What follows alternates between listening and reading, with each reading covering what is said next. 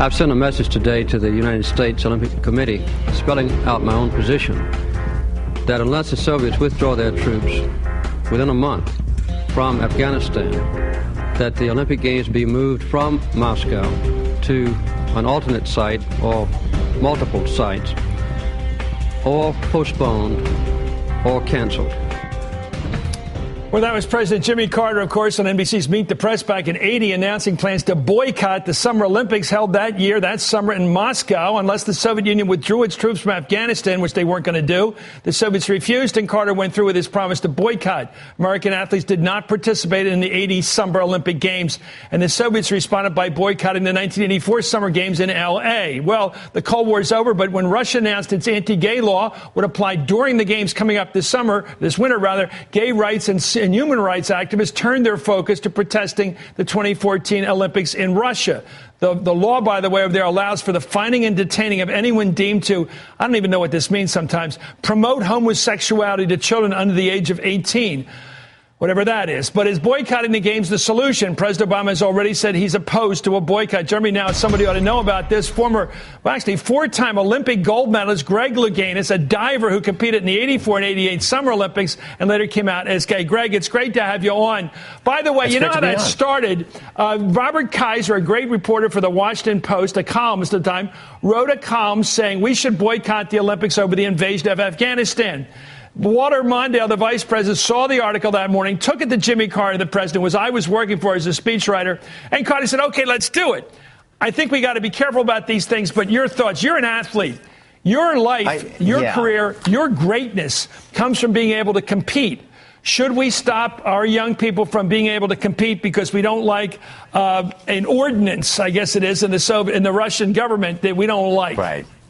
You know, I did compete in the 1976 Olympic Games in Montreal, and then I had that opportunity, silver medalist there.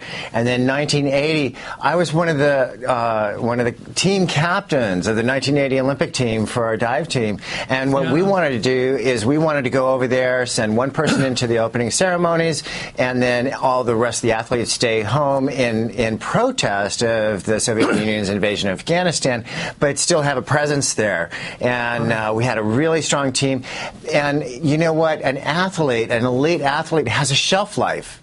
You know, I was fortunate. I was able to continue competing through '84, through '88, and I was on both sides of two boycotts. So I was very blessed in that way. But not all athletes have that opportunity.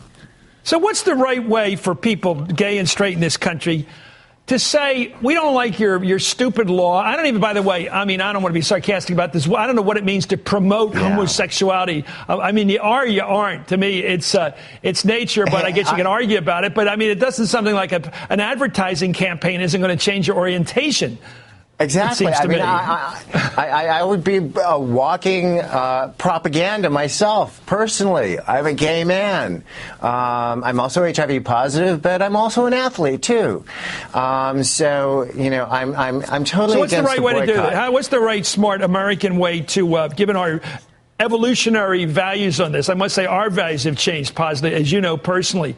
So here we are, 20 or 30 years ahead of the Russian people. What do we do to get them to catch up? How do we hit them hard or kiss them the right way or whatever it takes to get them to change? I don't know we're going to kiss them the right way, but and I don't know what that's about, but I don't know that I would want to be involved in that. It's not about anything. Go ahead.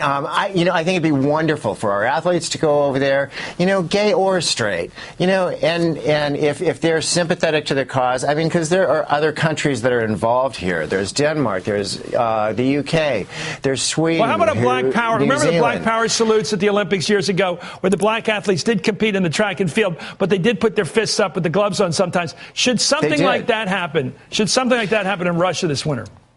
I don't know if it needs to be all that overt either. If all our allies were to dedicate their performance to their gay uncles, son, daughters, to make it individual. To make it individual, because it personally says a story that they're in support of their gay family. We're out of time, but you've got the standing to make that proposal. And thank you so much for doing it here. Greg Louganis, the great medal winner. My pleasure.